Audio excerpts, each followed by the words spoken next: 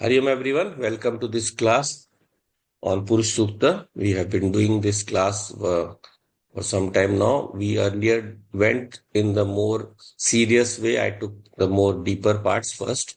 So we covered up to the first to the fifth part, first to the eighth part. Only we left out the ninth part. But then we are again revising it and we are doing it in a more detailed manner. थोड़ा सा simple करके. So we're trying to do it in a simpler manner so that it's more clearer to everyone because Purusha Sukta is a very deep sukta.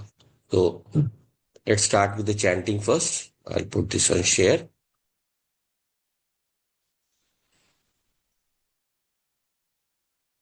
Om Sahana Vavatu Sahanau Bhunaktu Saha Viryam Karvavahai Tejasvinavadhitamastu ma vidvishavahai. Om Shanti Shanti Shanti.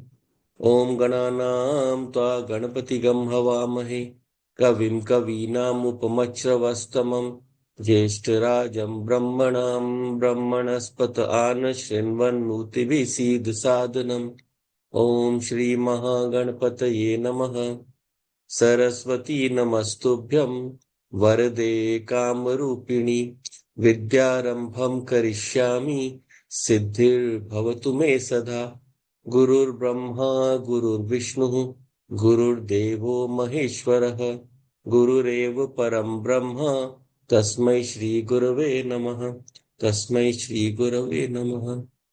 So we'll quickly chant the third part, which is the part we are looking at right now. And then we'll go with the discussion. Yat Purushen Havisha Deva Yagyamatanvata Vasanto Asya Sidyajam Grishma Idma Sharadhavihi Saptasyasan Paridayah Trisaptas Samidakritaha Devadyad Yagyam Tanvanaha Abadnan Purusham Pashum Tayagyam Barhishi Prakshanna Purusham Jatam Agratah. So we are looking at the part where this Purusha has appeared and he has taken up the body of the Virat. He has taken up the body of the Brahmandam as his own body, and he himself enters what we call Anupravesh. He himself enters into the body as the controlling consciousness, the one that is the holder of the body, the adhikari of the body. So that Viraj is the consciousness functioning through this Virat Purusha. Virat is the Brahmand, the body. So just like we have this body and the consciousness functioning through us is called the Jiva, that consciousness functioning through the whole universe is in Vedantic terms is called Ishvaraha. But here we are using the other term also, the more older and more popular term, of course, Purusha. Right. So earlier, first we saw is in the beginning that this Sahasra Shisha Purusha, this is the Ishwar is with the Purusha is functioning through all the heads of the universe, all the eyes, all the feet, and he exceeds all of them. He's beyond them also. So he has another aspect of his that is Utamritatva Seshanaha in the higher heavens. And that of that three padas, in fact, the major part is in that unmanifest realm. Tripadasya Mritam Divi, and the other one is here. So when we are looking at this padaha, the one here, then we are trying to understand that how it has manifested the different beings, how it has manifested us, the individuals, and what should my relationship as an individual should be with this Brahman, with this Purusha. So we have seen earlier that this relationship between these two cannot be of karya karan, cause and effect. Why? Because there is only one reality. So if there is only one, how can something separate exist from it? Something that is an effect. So that is why it is not going undergoing any kind of modification.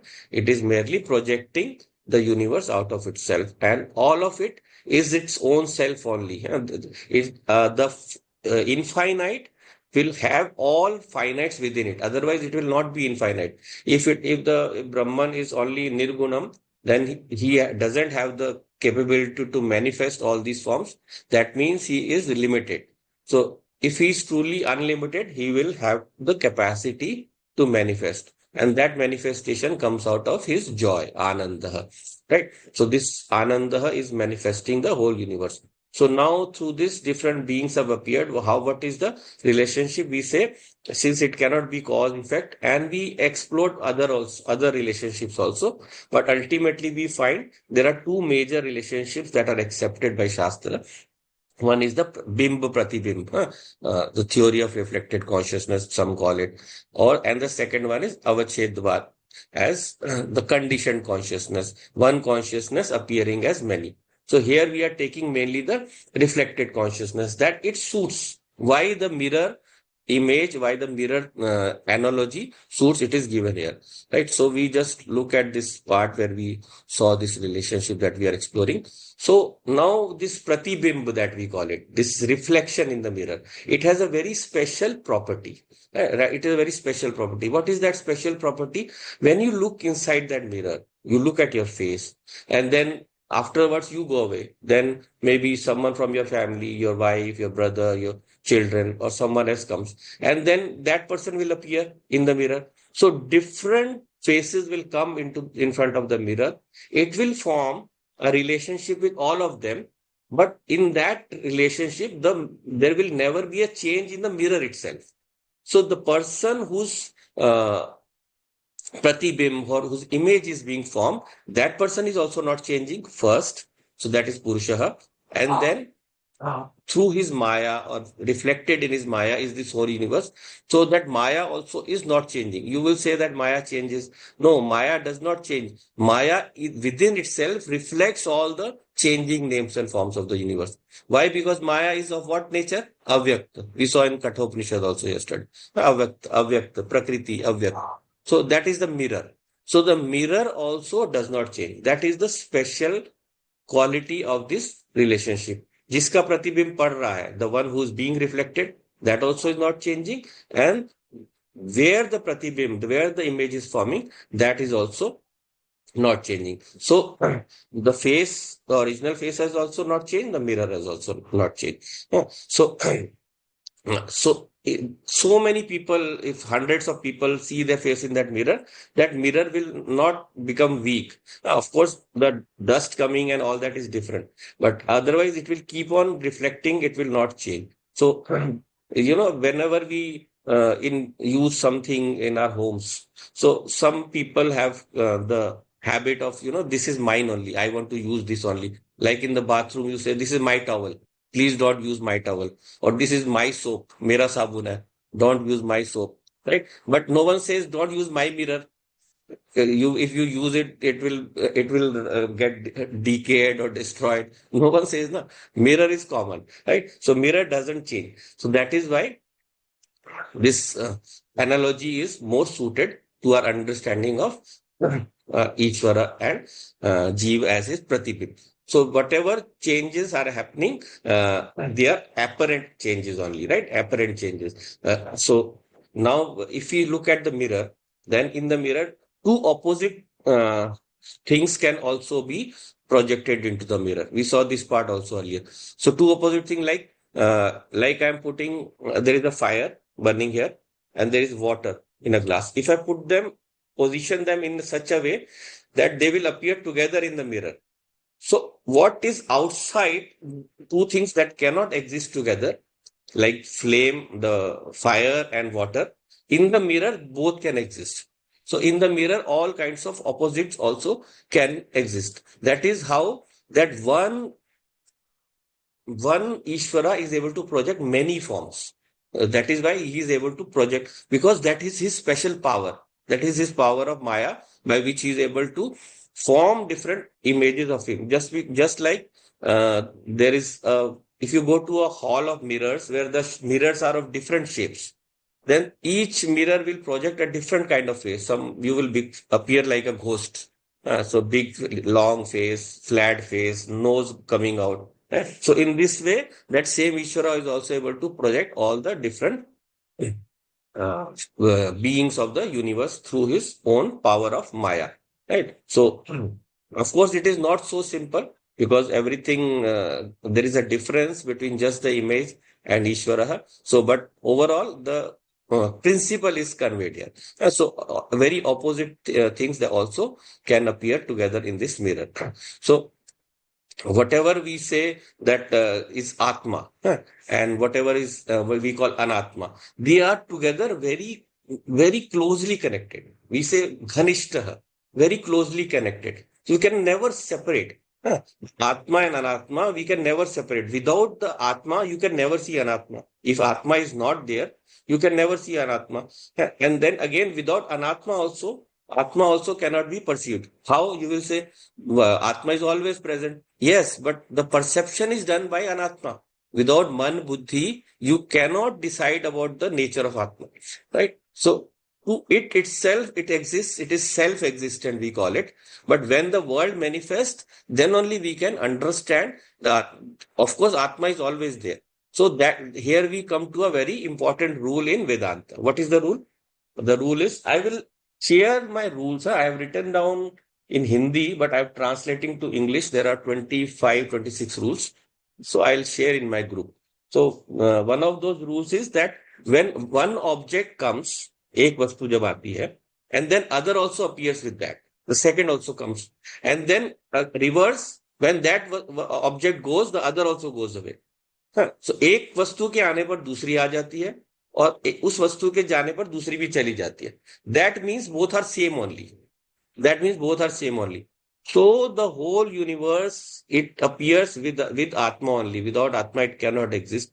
That means everything is a projection or power of Atma only. Everything is within Atma only, not separate. So Atma and Anatma are not separate things. Never make the mistake that to separate. And because we separate, because of that, all our sufferings are there. Because we see Ishvara as separate from me. That is the reason where we have. So this is the way how we have to see Virat and Virajaha, the Virat Purusha and the consciousness functioning through it, and my relationship to it, Jivaha, the Jeev. So if I see myself as the same, then I will not have any problems. But if I see as separate, then what will happen? The first thing what will happen? Ishvara will disappear. We don't see Ishvara. Because we think of him as separate, we don't see Ishvara. The moment we start thinking of him as same as us, we will start seeing him. But as long as we think of ourselves, common person's perception is what? That Ishvara is not visible. That means he does not exist. But Ishvara says, no, I am in everything. And yet, in everything, how am I present? As the essence, which is not visible. So, जो कुछ दिख रहा है, वो मैं हूं, लेकिन उसमें जो दिख रहा है, वो मैं नहीं हूं. Just like how? Just like exactly like the example of the mirror. In the mirror, everything, all the universe you can see. All the universe. You place a mirror somewhere outside and you can see all the hills, mountains. But have they entered the mirror? Nothing is inside the mirror. Nothing is inside the mirror. That means everything appears to be inside Ishvara, yet Ishvara does not contain them. They are not actually inside Ishvara. They appear. That is the most important thing. So once we keep that understanding open, then we will understand always that the dharmas, what gives us problem? The problem is the properties, the gunas, the dharmas. We associate ourselves with the guna, right? The more we reach up to the higher gunas, which is the sattva guna, then we have less problem. Like whenever we get anything in life, कुछ भी हमें मिलता है, anything, then if we are satisfied, does it make us sad or happy?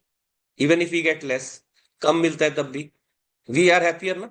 Because we are satisfied. Santosh. So Santosh Param Dharma.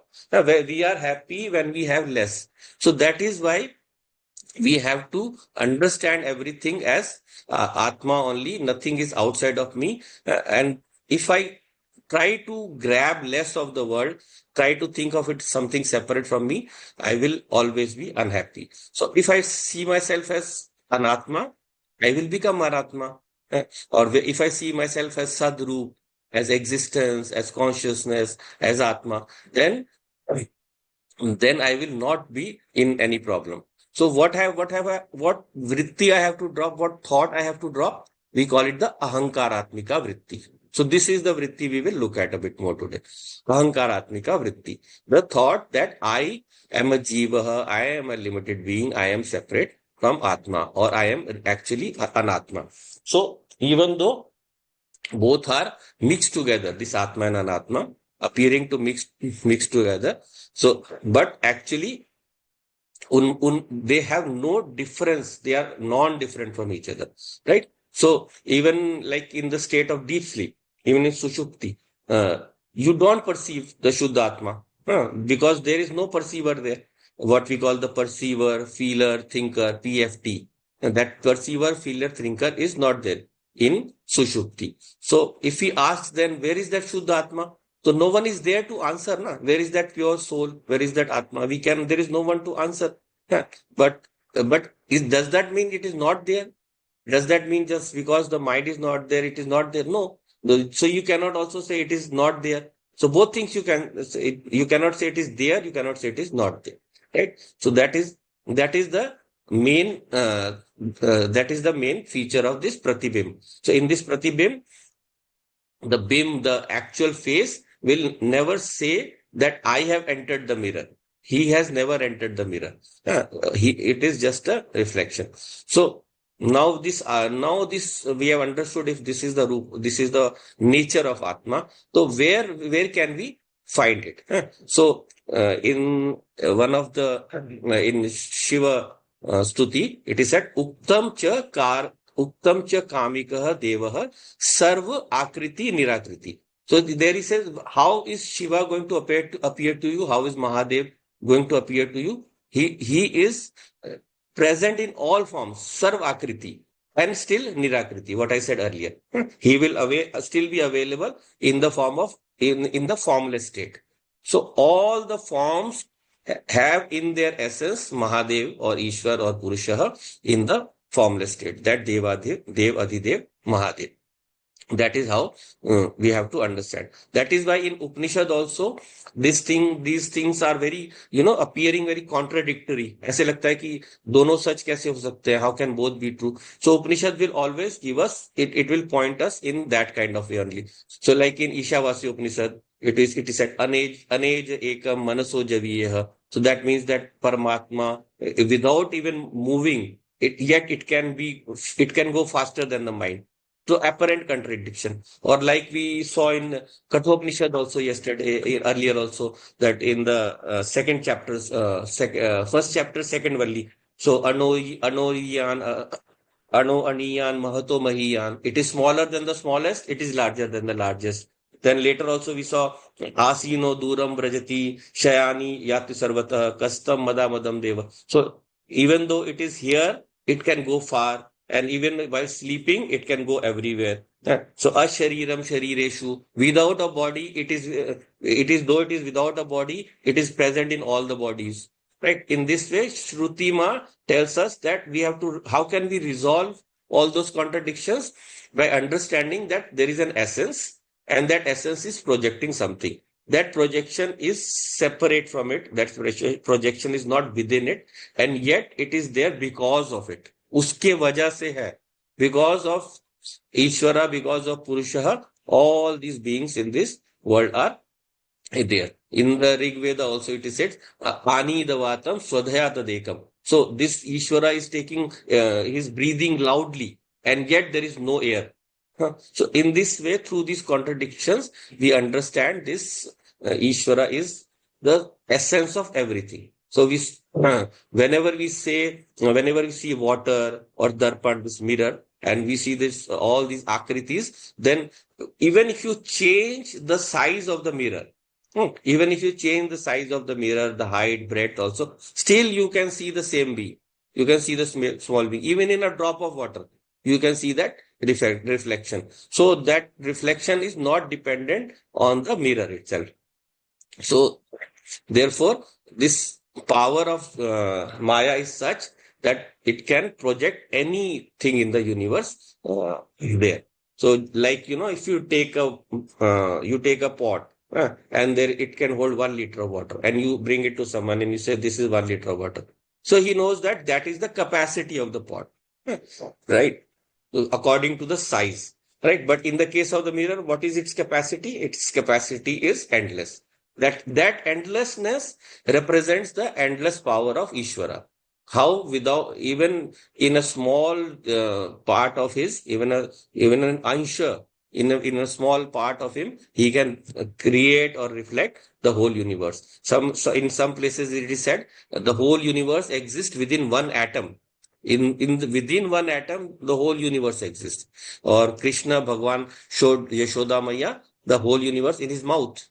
अपने मुंह में सारी सृष्टि दिखा दी, right? So in this way, we have to understand Ishvara as this. So whatever he is creating by what we call visualization, right? So like like a potter is making a pot, Kumar bhada banata. So that pot is already present inside him in what form? In potential form, and then he manifests in front of him, right? So that is why we say everything we can manifest. हम जो भी चाहें, whatever we want, we can manifest. Even whatever, I said earlier also, whatever diseases or anything bad comes to us, we are manifesting because we have thought, oh, I will get sick, or someone else has thought that this person. So because we think that I am getting weak, I have not had enough food. So because of that, so therefore, if we keep our thoughts positive, we can create anything that we like in this world. So there is a story about this. There is a story. So what does this story say? That we have to think positively of what we manifest. So there is a person who goes into the jungle, is going to the jungle, and it's night time, and it's a very uh, dense jungle. And there he found no place else to go ultimately late at night. So he laid down under a tree, and he saw around him only darkness. And he was thinking to himself, he was thinking, where am I trapped now? So if I had a bed, then it would have been so wonderful with a wonderful pillow like I have at home, and then my tiredness would go away. So suddenly he looks to the side and he sees a very beautiful bed has appeared, just like he was thinking. The beautiful bed has appeared with golden beams on the side and very bouncy and very comfortable mattress and very white sheet on top. And he thought, I never saw this when I glanced on this side earlier. Suddenly, how has it come? And then he started thinking, if I'd brought my food along, then it would have been so good, and I would have had my food, and then I would have had a better sleep. Right now, I'm hungry. And then he saw near the bed there was a table on which a food was placed also, and very good nutritious food.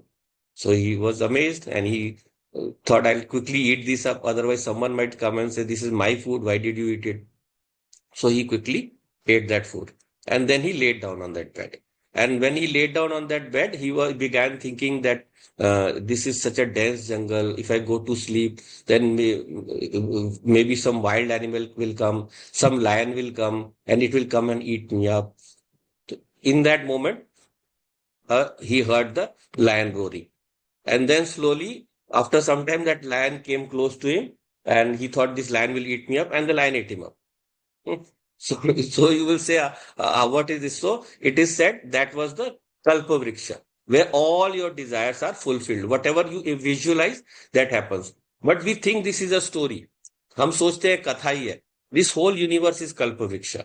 It might take some time. It might take time for our, desires or our visualizations to materialize. जो भी हमने visualize किया, जो भी हमने सोचा, whatever we have thought, it might take some time. But this sansar vriksha is also like that. And what kalpa means what? To create something, right? To make something. Right? So that is kalpa. And vriksha means what? Vriksha is something that is meant to be cut.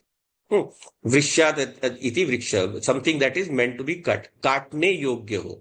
So that is something that needs to be cut. So that is the same way we should do with our desires or visualization also. जो भी हम मन में सोचते हैं, हाँ, अगर whenever we have visualized something, if it has come into being, very fine, then I should cut down that visualization, move on to a next one. And what should be by sequence, move to a better desire, a higher desire, right? Think more of my nature, the nature of the universe, the nature of God, how to achieve God.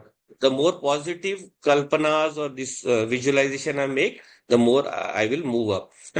So once, no, we went to a person who had a, they had a house, and they were a lot of banana trees.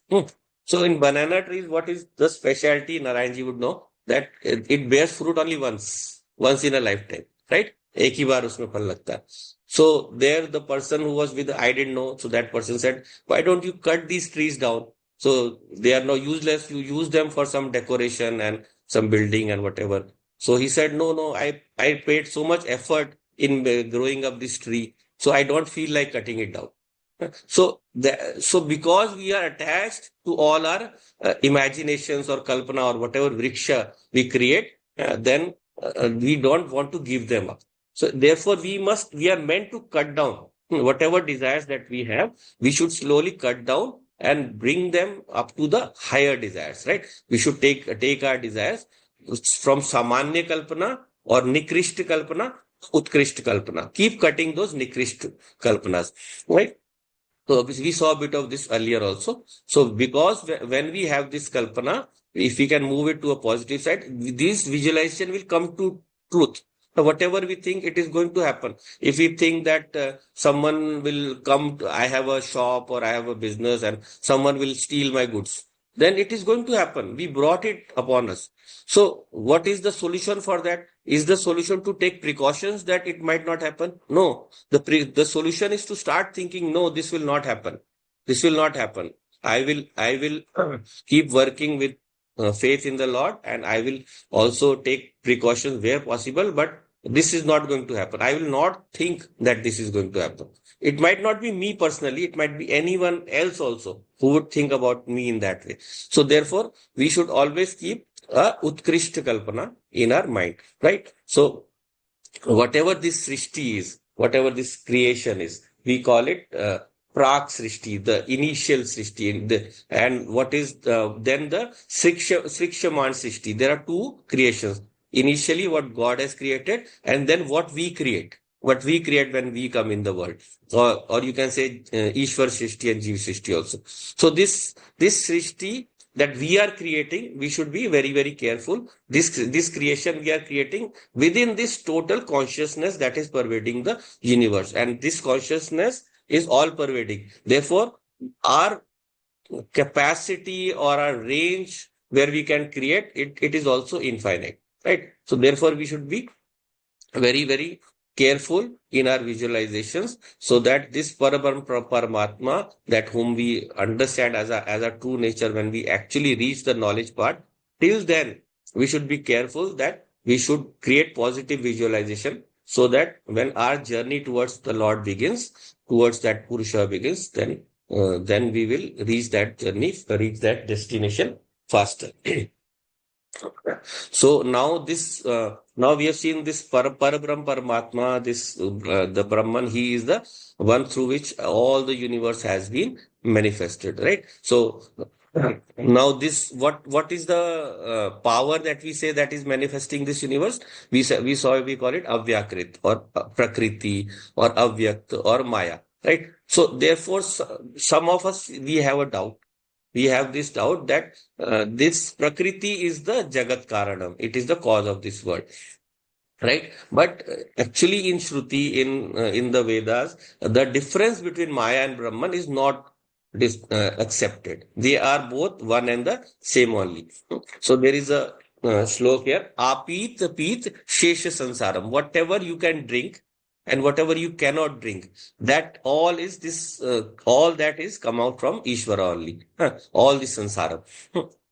So therefore, this Brahman, he himself has become this Maya only. And therefore, but why the name Avyakrit came about? Why the name unmanifest came about? So I told earlier also that when we think of Brahman as someone separate from me, अपने से भिन्न समझते हैं, then where Brahma covers himself, he hides himself from us. Not just you can say he hides himself from us, we can say we hide him from us. हम उसको अपने से दूर कर लेते हैं. When it is said, when we think of him as idam taya, as something this, no, in the world we say this book, this table, then what we are doing is separating this from me, right? Idam taya. We have to convert that idam buddhi or that buddhi to me. Aham taya buddhi. So when we bring that aham taya buddhi, then only he appears to us instantly. When I see him as aham, then he appears to me instantly. Not the chota aham or the individual aham, the total aham. So therefore, we should never separate him from us, right? So when we look at this bhavaha or this feeling about understanding Ishvaraha, then we also take into account that that whatever he has manifested in this we saw this word Peet and Apit. So what is the meaning of these two? So first is what we saw is if you see Ishvara separate from you, then everything he drinks. Peet also means to drink. So it goes into his stomach. That means it disappears. And if you think of him as same as you, then it is apit or not drinking. So he will appear to you.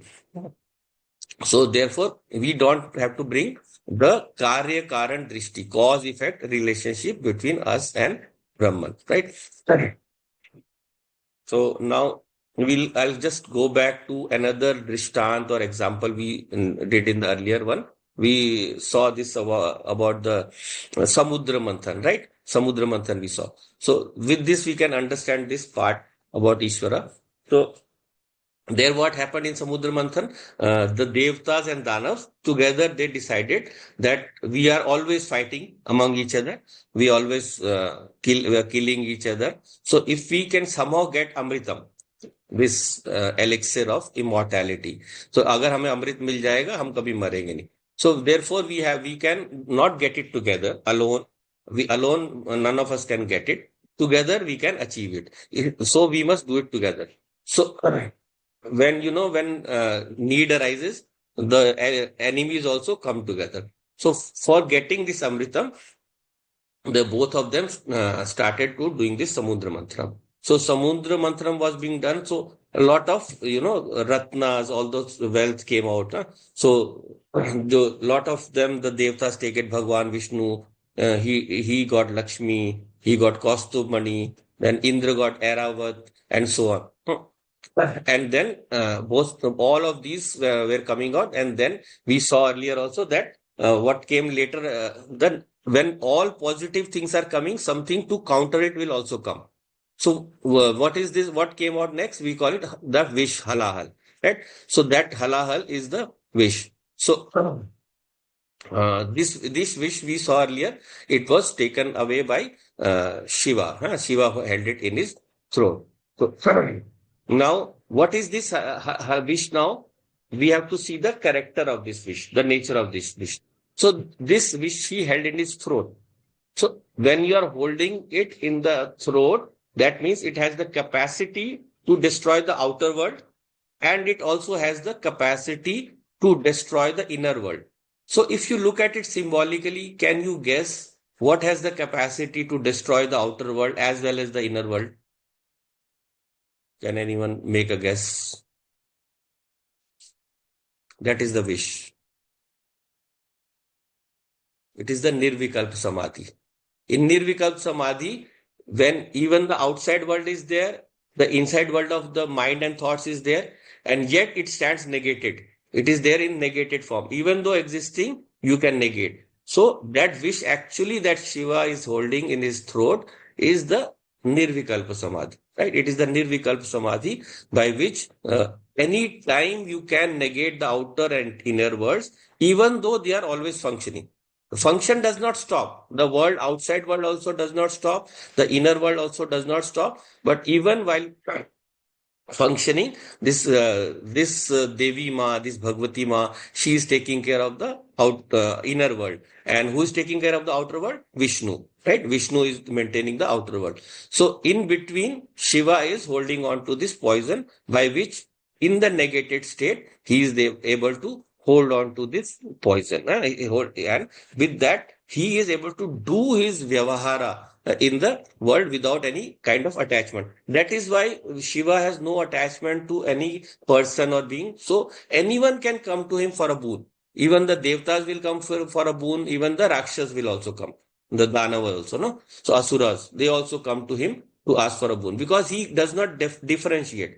So the true consciousness that has no gunas, no properties. So it cannot differentiate between guna, between the good and the bad. For it, evil and good are two sides of the same coin, right? So therefore, it consciousness will function just like electricity will function to run any kind of instrument. You can use it to cause destruction. You can use a chainsaw and drill something and destroy something, or you can do something creative. You can light up a room and so on. Right? Similar way, the consciousness gives power to all the activities in the universe. So there is what we call the upadhi. Upadhi is the whole universe, and the upahit. Whatever is functioning through that upadhi. So this body is the upadhi, and chaitanyam is the upahit. So I'm just using the two words so that we can separate them. So we have to always be carefully remember that when this consciousness is functioning through us, we should always maintain the vision that is the true nature of me, and the rest is just a projection. So, but when I'm doing vyavahara, I have to change also. When I'm doing interaction in the world, I have to change. So sometimes the upadhi is important, sometimes the upahit is important. We can take the example of gold, right? So gold, out of gold, what do we make? Ornaments, right? We make ornaments. So different ornaments or gold have different uses for us. So when we are looking at the upadhi is what? The shape by which the ornament is appearing. So let us say we are buying gold for our daughter's wedding or whoever's wedding. So there, what is more important? The more important is the design of the jewelry, right?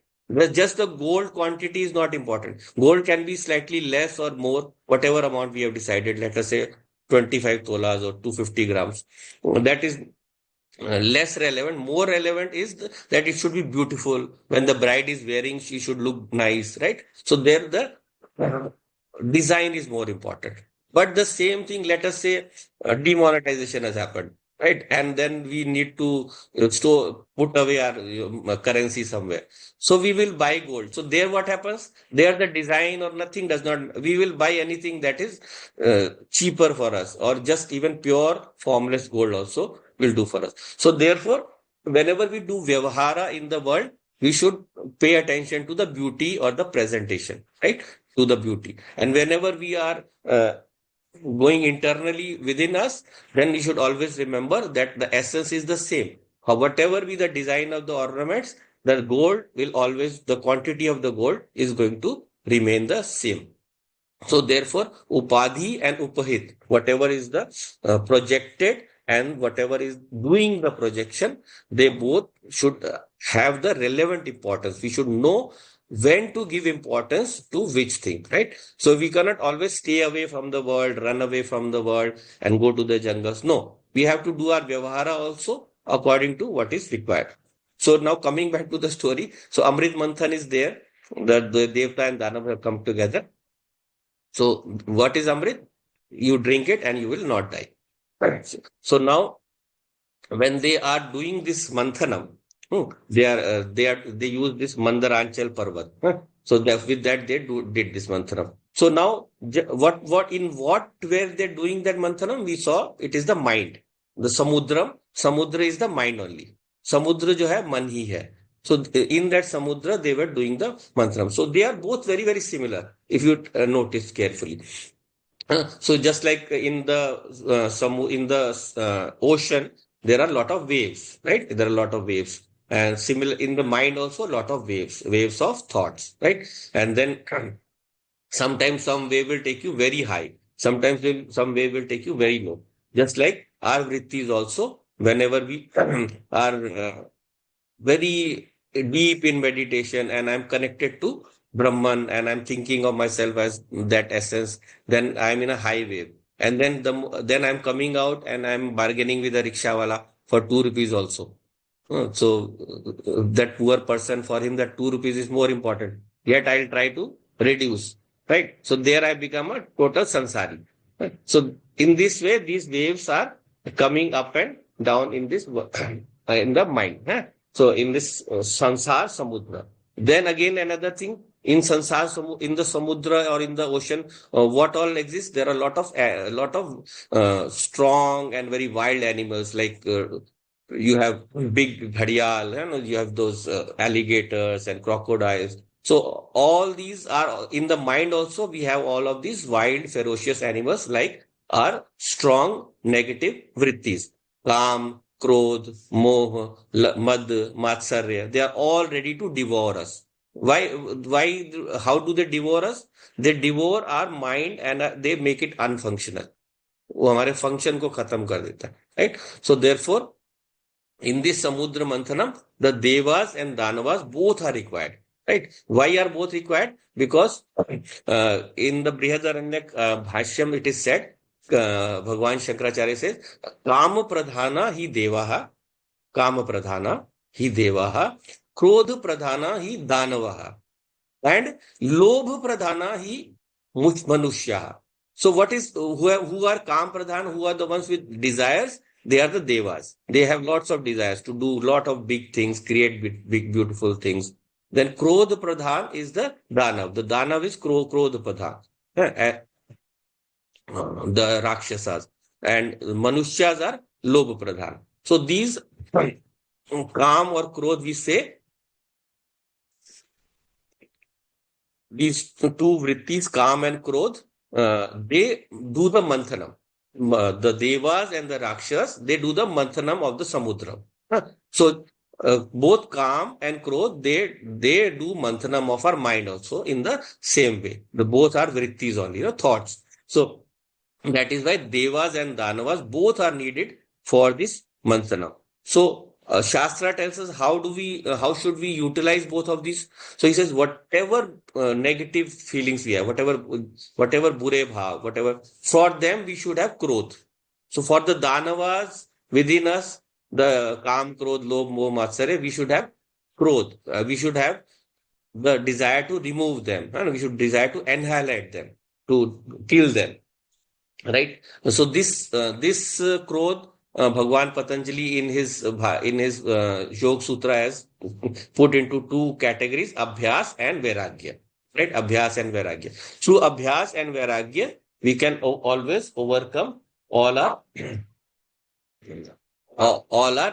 inner enemies. Right? The ones that put us into bandhanam, the ones that put us into knots that hold us to this samsara. So therefore, I should be able to kick them out of my life. That is vairagya.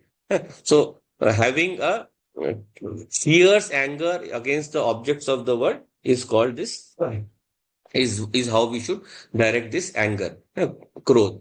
And therefore, whenever we are doing something positive, whenever we are doing something good, then we should always remember that we have to bring that feeling of calm for that.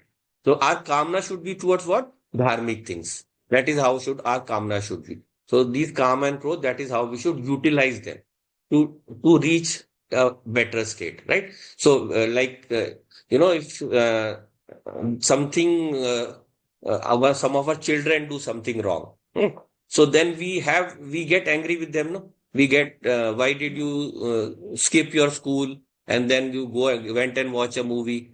So whenever he comes back, we give him a thrashing, right? So therefore, we have to direct ourselves towards the positive aspects. Whenever our mind goes towards wrong aspect, we have to stop. Like we are doing satsang, we are listening to something good, and then suddenly my attention wanders to my work. So then I should be angry with my mind. Why are you wandering towards this work? So in this way, this Dev and Danav, they both do this manthana of manaha, of this mind, or the samudra, or this ocean in the form of the mind. And then from that, all the different jewels came out, which we saw earlier. So a lot of siddhis came, a lot of powers emerged. And then after that, we also saw this halahal wish, which we understood as nirvikalpa samadhi. In Gita also, Bhagavan says, udasinvat asino gunayoho na vichalayate. Be in the state of udasinta. Be in the state of non-attachment to anything in this world. So in that state, gunayo na vichalate. All the gunas of this world, they will not bother you. They will not trouble you. So as long as we maintain that attitude, then this avyakrit or this prakriti, whatever it has manifested, whatever it has brought out the gunas, they will not be coming in between us. So this in this nirvikalpa samadhi, we have to merge all of this world before us, right? So now, while watching this world, we should always be able to give up the biggest of things. Like if we are sleeping, right? If I'm sleeping and under my pillow there is a lot of money, let's say a big bundle of money. So even someone takes away, I will not notice, right? But when I'm awake, if when I have a small coin and something drops down, I will want to pick it up. I will want to pick it up. Huh. So I will have that greed for even a small amount. For the jnani, what happens? It is the reverse. Even the biggest thing someone takes away, he will not bother. He will not bother. It has gone because he sees nothing as separate from himself. He sees nothing as bahya, nothing outside himself. So that is the state of when he is saying the middle state, or when the wish halahal is held in the throat, shivoham iti. He is in the state of I am Shivaha. So we all should aspire for reaching that state where anything that is outside us and anything that is inside us, it should not be able to disturb us. So we should hold on to what we call the Shuddha Samskaras, all the pure thoughts. So once these pure thoughts are held into, then we can become one with that highest entity, Tato Virat Ajayata. Right? We saw in the second part, Virajo Adhipurushaha, Tasma Virat Ajayata. So that Virajaha, that highest entity, we can identify ourselves with when we develop that feeling within us, right? When we develop that feeling within us. So once that feeling moves through us, then whatever sanyog we have, whatever relationship that we form in the world, they will not bring the feeling of dosha, any kind of problem. So, like if there is any kind of interaction with anyone in a relationship, usually what happens is any kind of friction generates more and more of negativity, right? So if I say something to my wife and I scold her for doing something wrong, then again, whenever something else comes up, she will again get mad at me for just a small error also. And this chain will go on continuing. So unless and until we give up this dosh buddhi, this feeling of finding faults in other, how does that come about? Just like I see myself as Ishvara, I also start seeing everyone in the universe also as that reflection of Ishvara. Virajo Adipurushaha. That Virat is going through all the beings only. That Viraj is not separate from any of the beings. So therefore, any Sanyoga is treated as a blessing from the Lord, that He has brought us together to produce something special. We have two different individuals, we are two different entities. So because we have come together in what we call this Bhed Srishti, where everyone appears different from me, someone has been brought close to me. That means that it is to remove that Bheda. It is to become one and produce something. That is how any kind of successful enterprise comes about. So always again in Bhagwan Sureshwaracharya in the Brihadaranyaka Vartika says, Akaranam Akaryam Sat Karya Karanam Ramagat. So that Parabram Paramatma, even without being the Karanam, without being the if cause, and also without being the Akaryam, he can still maintain the expression of the universe. He can still project the universe, right? So therefore, we also maintain that that we don't become the cause and effect of any kind of negativity, and yet maintain that we are living in this world, we are appearing in this world, even though I have come out of that undivided Atma or Paramatma, even though I have come separated out from that, I still am not separate.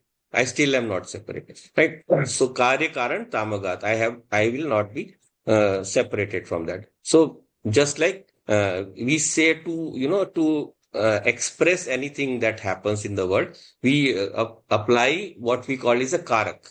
A Karak is what a function a person is doing. Like we say, Ram ne khaya. So Ram ate something. So there Rama is the Karta. And so Karta, Karm, Karan, all of these Karak, so for those of you know Hindi or Sanskrit, we apply to any activity that is happening in the world. So when we understand Paramatma, we can understand clearly that all of these Karaks, all of these activities that are happening, they are in and through that Ishvara only. So once that healthy relationship is formed, once that healthy understanding is formed, and we understand Ishvara as the Dharan Karta.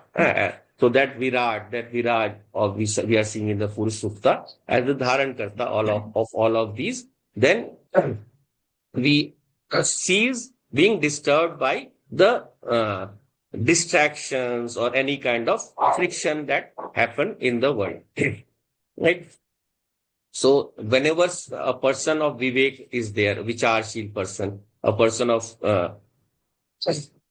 mature intellect, we can say, they never worry about any old friction that happened, any purani vasana, any old vasana, right? So the best way to cut away our raga, our attachments in the world is this way only, that anything that I have enjoyed today, I should not be able to be lusting after it for another moment. So that is how, our vrittis turn into habits. So I enjoyed a rasgulla or something tasty or whatever, and then again I want to enjoy that. So I don't want to get into that vairagyam, right? Any kind of purani vasana, any kind of old vasana, I will not hold on to. So once I give up all of these vasanas, then I am able to enjoy more. I am able to enjoy more. Whatever comes in front of me, I will get the best enjoyment out of it. As everything, as he said, Ishvara is all karaks. So everything that is coming is through him only. So therefore, I will understand Ishvara as the manifester of all the things in my life. And I will be thankful. I will be mainly thankful. So once I'm thankful, then my enjoyment naturally increases. Usually what we think is we have a sense of entitlement. हाँ, मुझे ये चाहिए, मुझे ये मिलना चाहिए, मुझे ये क्यों नहीं मिला? So once that entitlement is there, then the sense of entitlement creates a lot of dissatisfaction within us, right? Dissatisfaction. Once the entitlement is not there, as something, as everything belonging to the Lord, then this feeling will not disturb us. So in Gita also, Bhagavan says to Arjuna, Traigunya Vishaya Vedaha Nistraigunya Bhavarjunaha Nirdvandvaha Nitya Sattvastaha Niryogshema Atman. So he says first, give up the three gunas. Just a second. 1 second.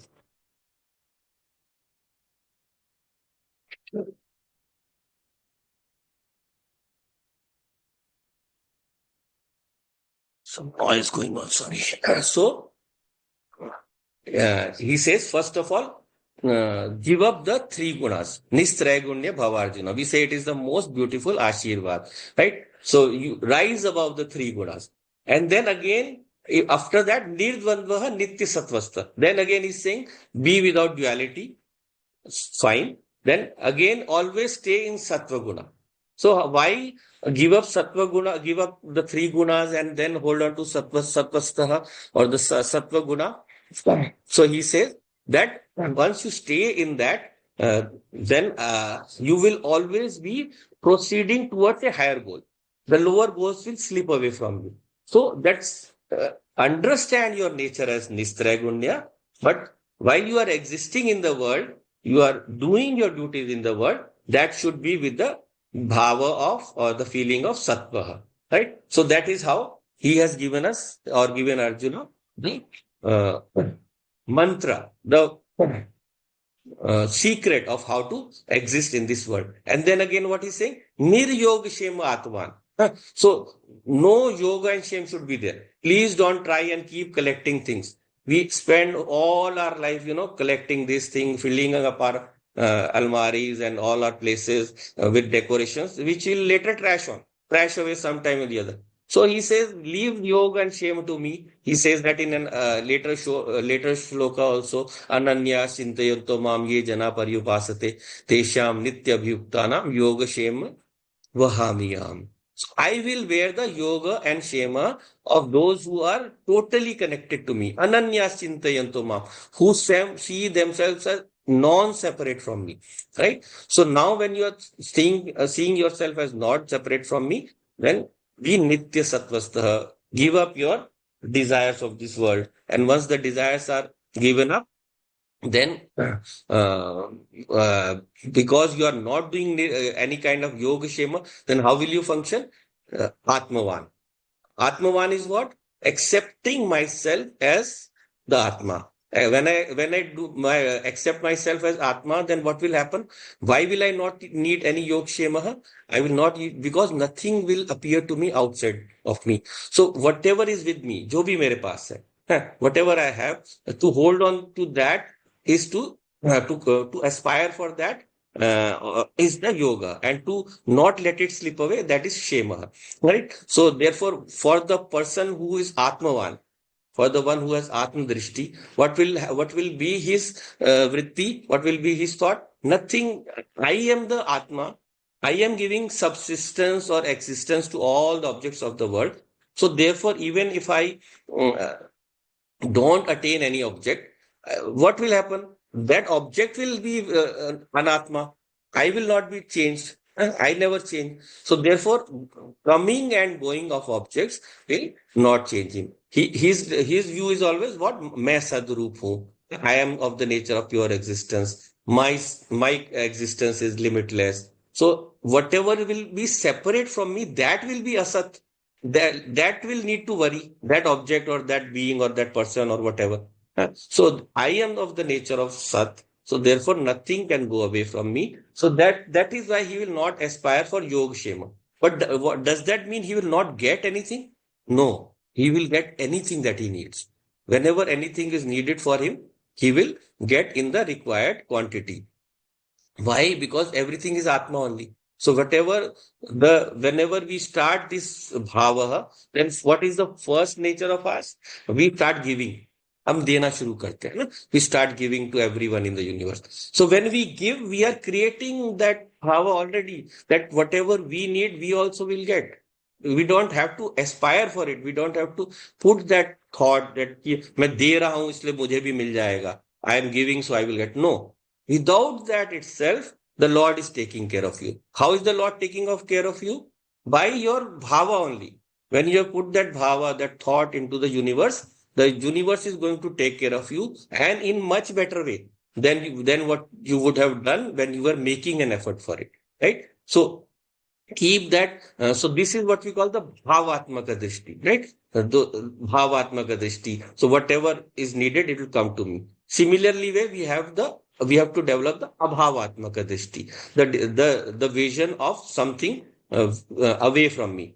So which we saw that if something is away from me, if I if I visualize something as more away from me, then that object will lose its existence. I am giving existence to that. So therefore, neither is yoga needed nor is Kshema needed, right? So, this this nature of ours of being forever aspiring after things or becoming what we call humans, Maran Dharma. So that is illustrated in a very small story in the Puranas. There is a story about a king named Rai. So he was very, very handsome, one of the most beautiful kings that was there on the earth. His fame existed all the way up to Devlok also. So in the Devaloka, the one of the more handsome of the devas, they were Ashwini Kumars. Ashwini Kumars. They are the doctors, the Vaidya of the Devtas. So they thought that let us go and see this Rai. We have heard so much about him. So they came down to the earth and they went to meet Rai. So now this Rai, when they went to meet, he was getting what we call an oil massage, and then about after that he was supposed to go for a bath. And when the Ashwini Kumar came, then they said, "Ki, please call him. We have come to meet him." So he said that I am going to have a bath. So please wait and then I will come. So they said, no, no, we are very eager to meet you. So please come instantly. So they came. The king Rai came wrapping a towel around his waist, and and when they saw him, they were really impressed. They said, "Wow, whatever we had heard about you is really correct. So you're genuinely very, very handsome. So we are very, very happy to have seen you." So then he said, "Okay, that's very fine, but you wait for some time now. Let me get ready, and then I will get ready and come and meet you. मैं आके मिलता हूँ आपसे." So then he went inside, had his bath, and because he was very, handsome, and he also took a lot of care for himself, just like mostly women also do today. So he went and had a full beauty treatment, and then he wore his all of his clothes and all, and then dressed up in the best fashion possible. And then it took him about 3 hours, and they were waiting. And then when he came out, and he went to meet them. And then when they looked at him up and down, and they said, no, it's not the same. So he said, what happened? So he said, no, there is some change. So he was worried, King Rai, what happened? Earlier they were praising me. Abhi to itni तारीफ कर रहे थे मेरी. So no, he said, look, I will tell you. You went away for 3 hours. In 3 hours, your age has increased by 3 hours. The normal person, human beings cannot see that change, but we can see it. So you are Maran Dharma, you are changing. So you are changing, therefore, that beauty has lost its charm for us, because in some with more time you will change more and more, and ultimately your whole beauty will be gone, all your beauty will be gone. So sarve bhavaha shan parinaminah. And all the bhavas, all the objects in this world, they have a very momentary existence, all the objects of this world. Therefore we should never be bound. This same feeling we should apply to all the objects of this world. We should understand that something is here now, it will not be there in another time from now. Therefore, if something is going to go away eventually, why should I be worried about holding on to it? Why should be worried about shemaha? No. So therefore, to protect those things, I should not worry. Whatever is the nature of the object that will go on, I should not be attached. So Niryog Shem Atmavan, that is what is the secret given by the Lord to Arjuna, right? So therefore, in this state only, the true departure towards Jivan Mukti, true departure towards liberation happens, because Rajogun and Tamogun. Rajogun is activity, right? Activity to possess objects, and Tamogun, not giving up, holding on to objects. So therefore, both of them, once we give up, we become nitya sattvastaha, established in sattva. So once we are established in sattva, our drishti, or our view towards the srishti becomes more positive. Or you can say, we don't have any sadness when any of these objects begin to leave us or begin to move away from us, right?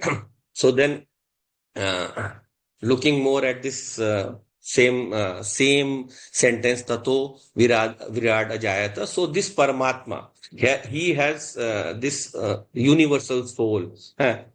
From him, this Virat has come out, right? This Virat has come out. So now the sambandha or the relationship, what we saw, the relationship that is not of any cause or effect, not karya karan, but it is the akaranam akaryam sat karya karan tamgat we saw earlier. Huh? So without any cause effect relationship, it is merely the relationship of bimba and pratibimb we saw. Huh? So the reflection, the reflected and the reflection, right? So therefore we have to just understand this relationship and give up what we call moha. All are delusions. Once we give our delusions, what is moha? Bhagwan Shankaracharya says, moho nam vivek abhavaha. Moho nam viveka abhavaha. So the absence of viveka is the cause of moha. So once we develop this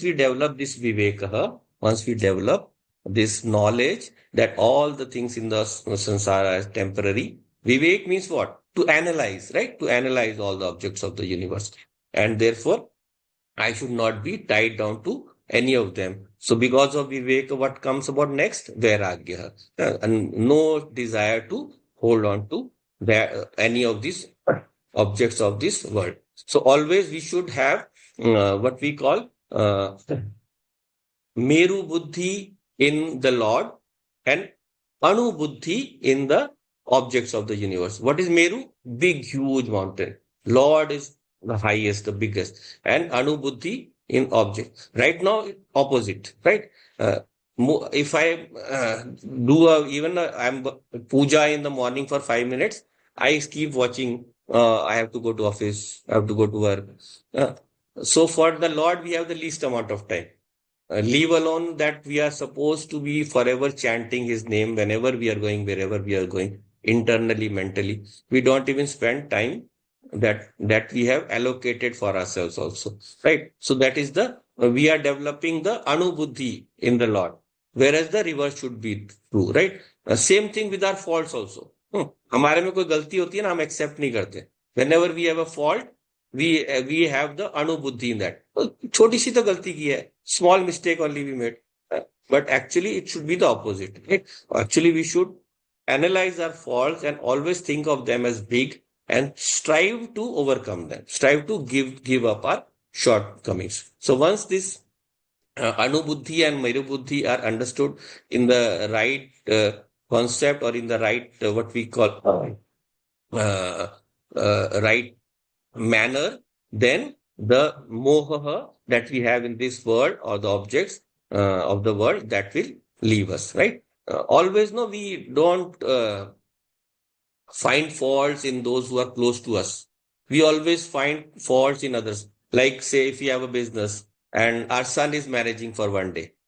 So if the son makes a huge mistake, we will just say, oh, you should have been more careful now. You caused me a loss of 50,000 rupees or whatever.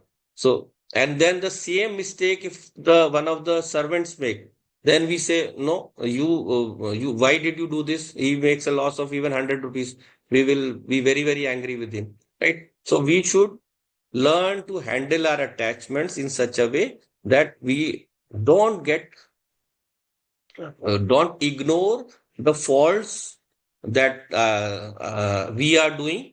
We should always be able to improve on our faults. And the good that we have done, we should always think of it as less. Whatever good we have done, we should never uh, think of it as less. There is a story by Swami Maheshanand Giriji Maharaj. So he told, like, a lot of people would come to him to give some money or donation at some time. So there came one person and he said, Swamiji, I made a very good profit this month. So going to give you some money. So he said, okay, give me how much? So he said 100 rupees. So he gave 100 rupees. Story of long time ago, even 100 was good amount there. And then another rich person was sitting nearby. And then he said that rich person, he's saying he made a good profit and he's giving you only 100 rupees. So he's asked the Sethji, Giriji Maharaj. He asked him, what happened? How much do you think? He said, I thought at least 10, 15,000 he would have earned and he would give to you. So actually, Giriji Maharaj knew that this person had made a good amount of 10 to 15,000, but yet he was saying कि no, the महंगाई बढ़ गई है, the expenses have increased. So even though I have earned a bit more than last year, still it will go away in my expenses and all. So even after earning, people don't, give the proper credit to the Lord for giving something good to them. So he said, do you know who that person was? What he does? So he said, no. So the Sethji said, no. So he said, he is a pan leaf vendor. Pan ke patte bechta.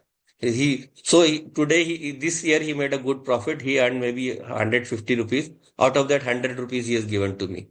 So how much bigger his heart is in you than you, right? So therefore, we have to always give this bhava of giving back more to this world. The more we give back, the more we are not letting our moha control us. Huh? So this moha is because of what? Because of loss of viveka, loss of understanding of the true nature, right? Because we have to always understand nothing can take away from us what we deserve. So, in the Atma, we say nothing can do a pratighat on the Atma. Nothing can cut the Atma. Nothing can divide the Atma. So, why should we worried about any pratighat that is coming to us from anything in the universe? Every pratighat is what? Every pratighat is a opportunity. Every any kind of ill situation, bad situation I face has come to me to remove some of my flaw.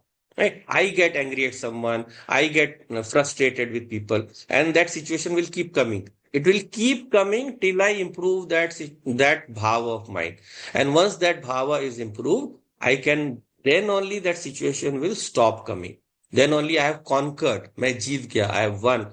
I've reason about that.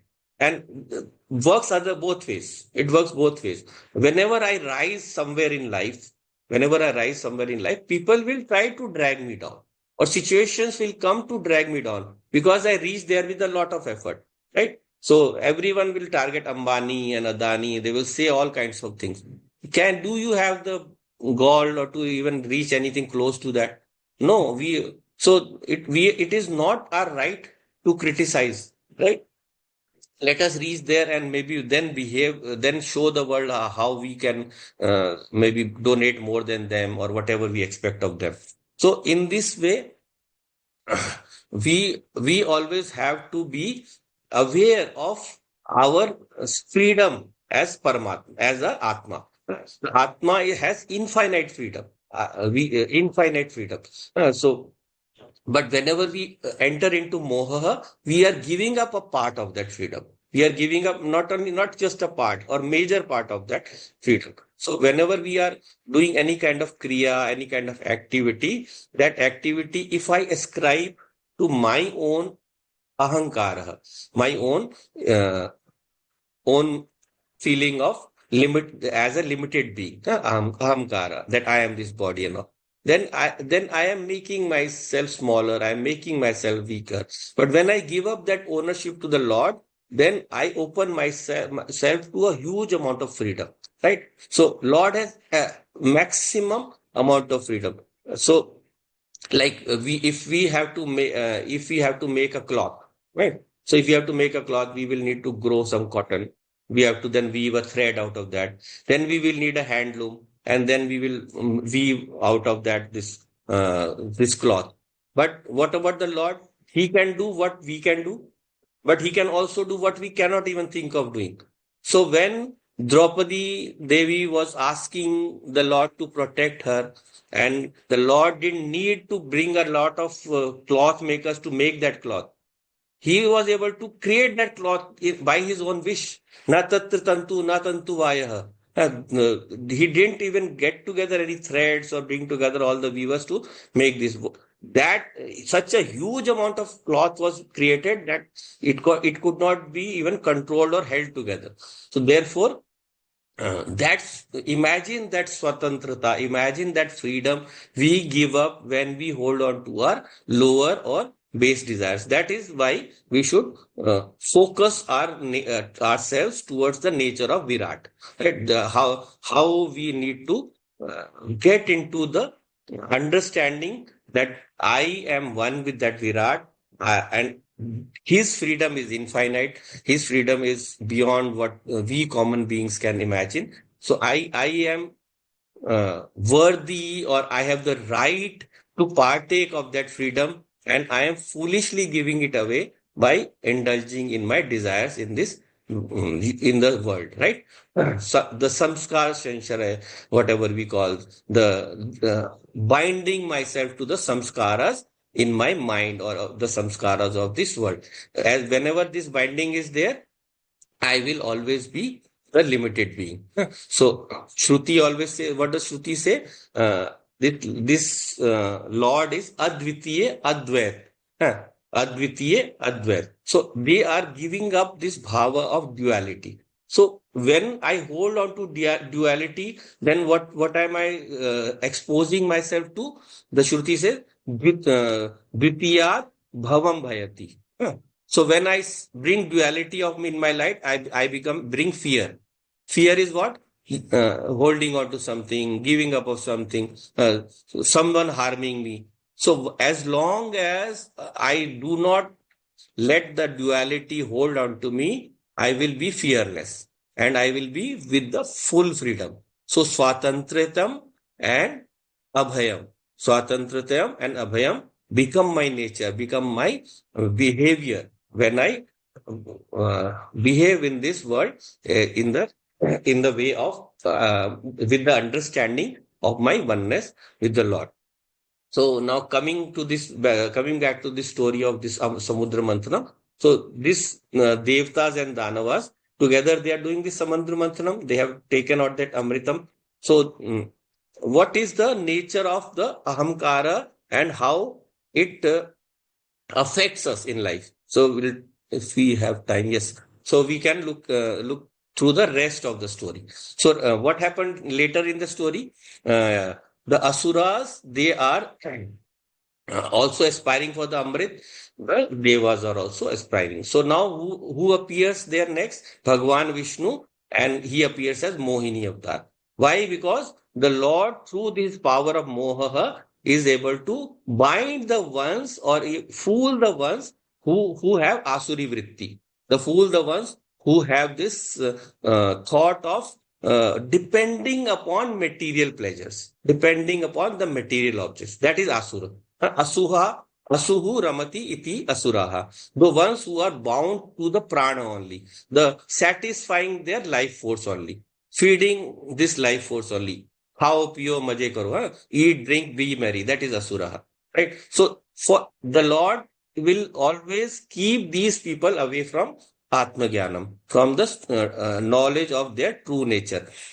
Why? Because their interest is only not towards that, not because he is vindicative, right? So he's not supporting the devtas. He is giving everyone whatever is their nature or whatever is their desire only, right? So therefore now this Mohini avatar Bhagwan has taken, and therefore he has this power by which he is able to control of these asuras, right? So he has all the powers, no, Bhagwan. So as the owner of the universe, or as the owner of all the beings, he is Bhavani, as the one who fights all the evil, Samarecha Durga, right? He's the one who fights all the negative forces. Then Kopetu Kali, there is something wrong that needs to be totally destroyed, he becomes Kali. Kali is what? Kala Tattva. Time never waits for anyone. Time will destroy everything eventually. And therefore, through all of his powers, this Vishnuji is taking this Mohini roop, and then he is starting to offer this Amritam. So now what is happening? They are sitting in separate lines. Asuras in one line, Devtas in one line, and Asuras we saw, they are the ones who want to just enjoy everything. We call them hedonist, right? Hedonist who only sense pleasures matter to them. What right? So now he starts offering to the devas only. Why? Because he knows that devas are the ones deserving of that amritatvam. They are the ones aspiring for that atmagyanam. But what about the asuras? They only want to uh, enjoy the objects of the world. Remember one thing about the objects of the world. If we remember Tattva Bodha, what we saw there was from the five elements, each is split in by the three gunas: tamogun, rajogun, sattva. So when tamaguna splits the pancha mahabhutas or the five elements, it creates the objects of the universe. So all the objects of the universe have come out of tamoguna only. And the mind has come out of sattva guna, mind and jnanendriya, and the prana shakti has come out of the rajoguna. So all the objects of the world are filled with tamoguna. So the more we consume the outer objects in any manner, the more our buddhi, our intellect becomes dull. It is endowed with more तमोगुण. जितना हम बाहर की चीजों को और लेते हैं ना, तो उतना ही तमोगुण बढ़ता है. More and more our tamoguna starts to increase. So that is the nature of these asuras. So even though they saw what was happening in front of them, they were served some good food and all, but they were not served this amritam, right? So now out of those out of these asuras that were sitting there, there was one very clever asura, and he took a different kind of form, and even Vishnuji didn't notice, and he went and sat in the line of the devtas. So anyone knows who that was? Rahu Ketu, right? Rahu. Yeah, very good, good. So one of them went into that line of the devtas. So there he was sitting, and Amrita was being served, and Bhagwan Vishnu was serving so many people. So he had a momentary lapse where he didn't notice, and therefore he just poured some Amritam into his mouth. He gave some to Rahu Ketu. So at that moment, he had already drunk it. It was in his mouth. So Surya and Chandrama, they had seen. So they pointed out. So they said that this Asura got this Amritam. So please be careful. You have made a mistake. He came into our line. He came into the wrong line. So Vishnu Bhagavan, swiftly he cut his throat. Swiftly he cut the throat of Rahu, or that Rahu Ketu, you can say. So that Danava. So now, because it was cut, then it separated into two parts, but already the Amritam had gone inside. So the two parts, one is Rahu, one is Ketu. The head is Rahu, and the lower part of the body is the Dhad, we call it, is the Ketu. And they both became, we call Amar. They both became immortal. So because Surya and Chandrama, they had told Bhagwan, so till today, that Rahu and Ketu are taking that revenge on Surya and Chandrama. So they are both existing in two opposite sides, and over period of time, the Rahu and Ketu, they eat up this Surya and Chandrama. They don't leave it alive, right? So now, if we understand the spiritual aspect of this, what is that? If you look at this, that whatever this Amrit Manthanam was done, it was done by the Devtas and Asuras. So Devi and Asuri Shakti. And then what is coming out of that? What is the Amritam? Amritam is Atmagyanam, right? Knowledge of my true nature. And so, who is going to be nurtured by that? That is the Devi Bhav, the Devi Bhav, and not the Asuri Bhavas, right? So, therefore, Bhagwan has taken the Mohini, Mohini avatar. So now, Asuras, they are not, they don't have the drishti or the desire for this Atmagyanam. So, therefore, they do not get this Amritam. So, the devas have this atmadrishti. So, in between, there is one person who is jumping in between. Who is that person? That is the ahamkara. Aham. So, this ahamkara is a very dangerous being, right? He is a very dangerous being. He is by jati, he is an asura, and such a fierce asura that Bhagwan Bhagwan Shankara says that Pratham Vikara Bhavati Ahankara. So that first Vikar is Ahankar only, and that is a very strong Asura, and therefore it goes and sits in the lines of the Devtas. And why? Because the first reflection of the Chaitanya, first reflection of the consciousness happens in this Ahankara only. That Ahankara is the first reflection of reflector of this consciousness, and from there it goes to the mind, and then the mind starts to reflect the consciousness and create this being, the jiva, right? So therefore, because he is sitting in the line of the devtas, this ahankara or this aham, therefore he has a very close relationship with Brahma, with the eternal entity, or with the giver of Atmagyanam. So that is why aham is always connected to Brahm. Aham Brahmasmi, we say, when we are talking about the merging of this aham into that highest nature. So aham is, or in the other Mahavakya, soham, right? So aham, sa aham asmiti. So in both of these, this aham is taking the characteristic of being amaraha, being immortal, right? And now it is divided into two parts. So one part is going to eat up the sun, and one part is going to eat up the moon. So what are the sun and the moon? The sun and the moon are the sun is the consciousness, the Atma, right? Sun is the consciousness or the Atma. And the moon is what? The moon is the Mind. mind. Very good, right? Moon is the mind. So therefore, this ahankar will eat up both of them. So when it eats up the Surya, what is happening? Usually, do you know there is a rule for this whenever Surya Grahan is happening, for 4 prahars, for 4 parts of the day, you are not supposed to eat the food.